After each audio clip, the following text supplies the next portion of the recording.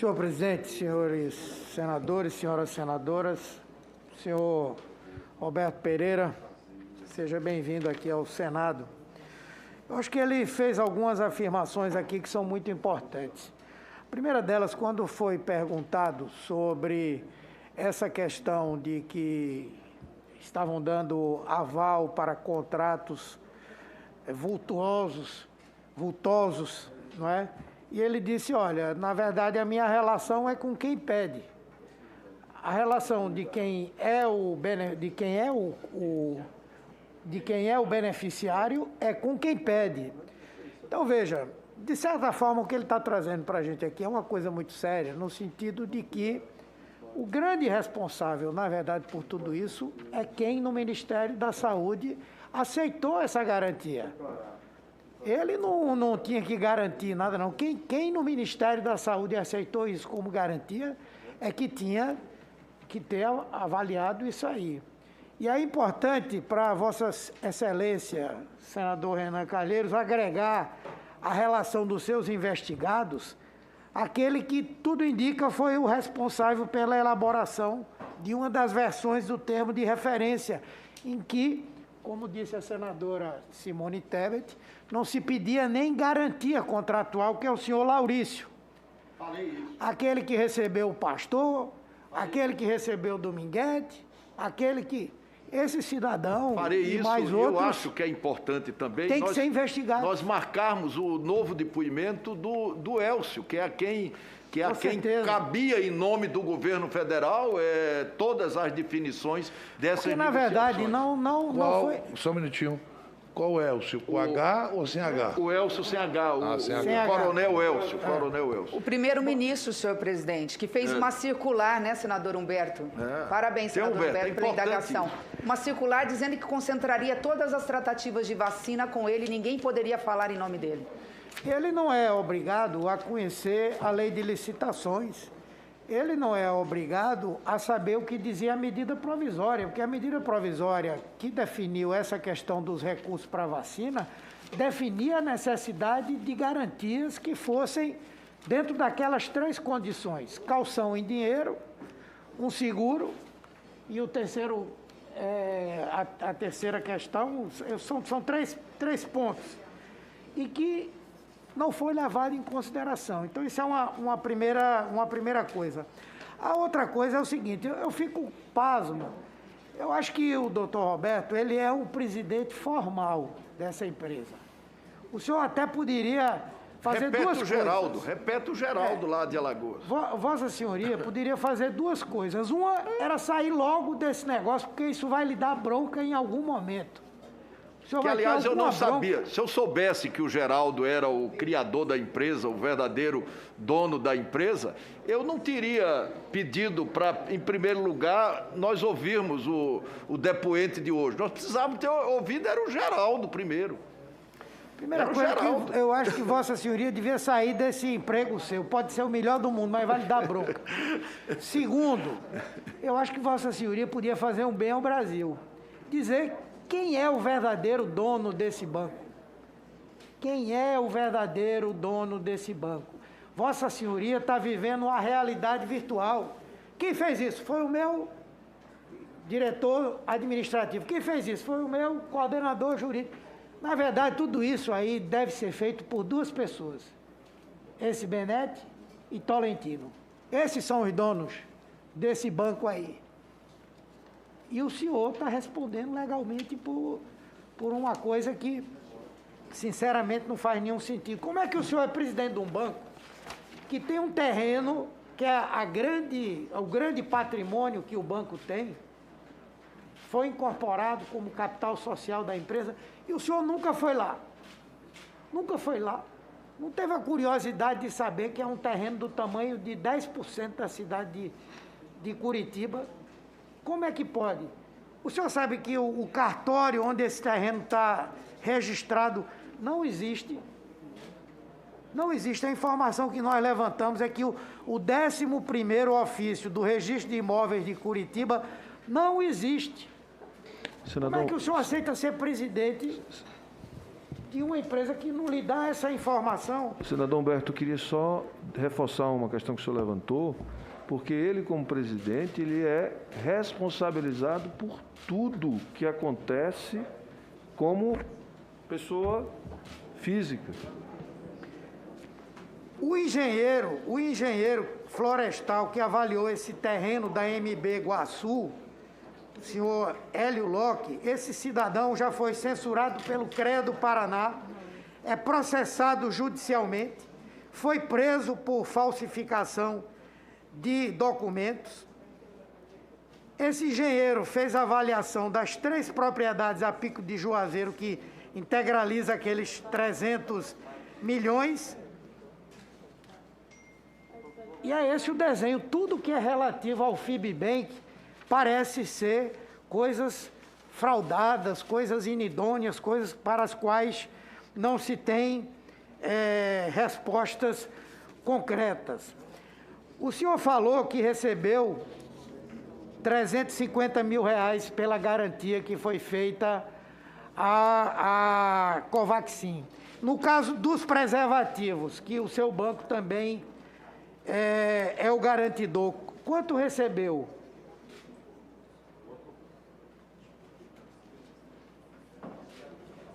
O outro contrato firmado foi de 20 mil reais.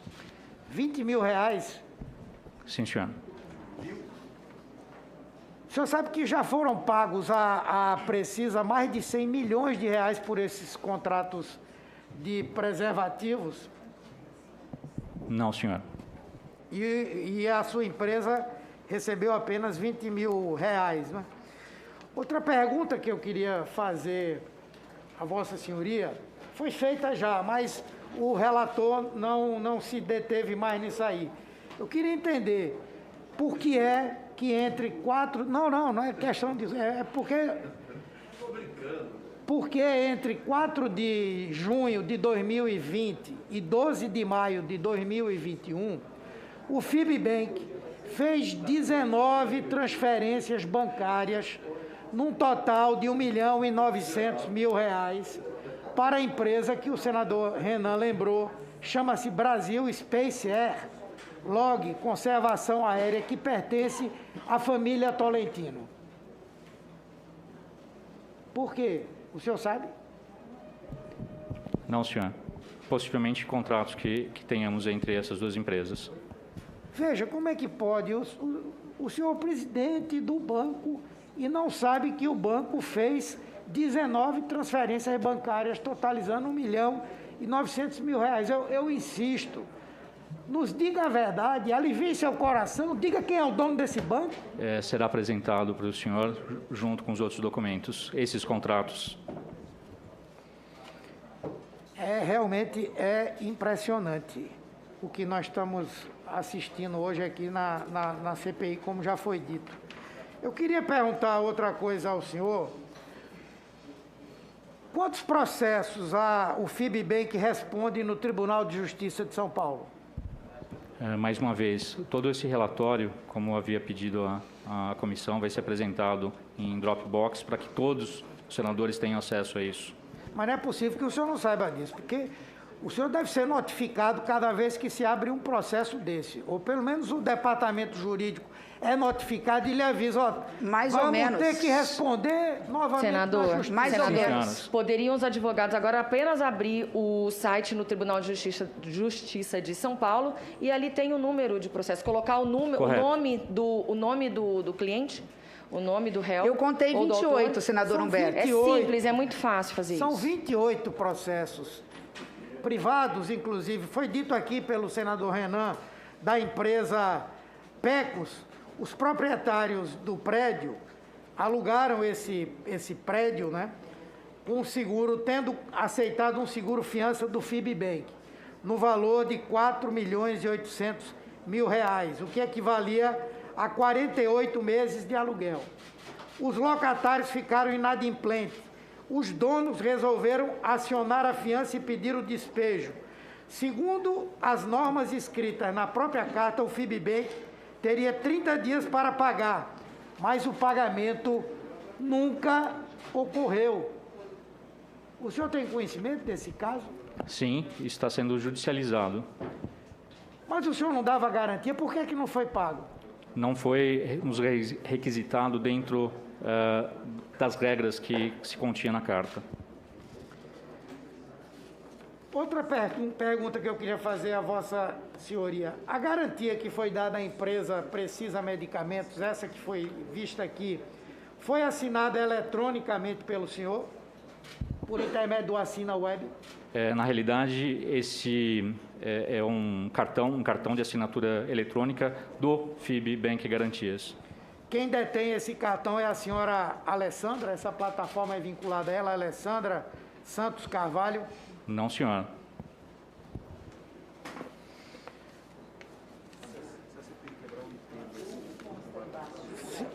Senhor presidente, senhora presidenta, senhor relator, na verdade, eu entendo que nós estamos diante de uma situação realmente que é a cara do governo Bolsonaro.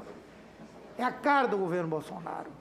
Quer dizer, tudo é feito da forma mais com ausência de cuidado, sem qualquer preocupação com a coisa pública, feita por pessoas e por empresas que não têm idoneidade. Veja, por exemplo, o que é que o FIB Bank fez. Acho que o senhor não estava nem lá, mas quando resolveu montar um site. O site foi pedido, aliás, está como um documento sigiloso, eu não sei nem porquê, mas esse site foi contratado à empresa Site SA Informática e Web Limitada. Veja as coisas que foram encomendadas. Uma delas diz assim: incluir o Bacen, Banco Central, na página.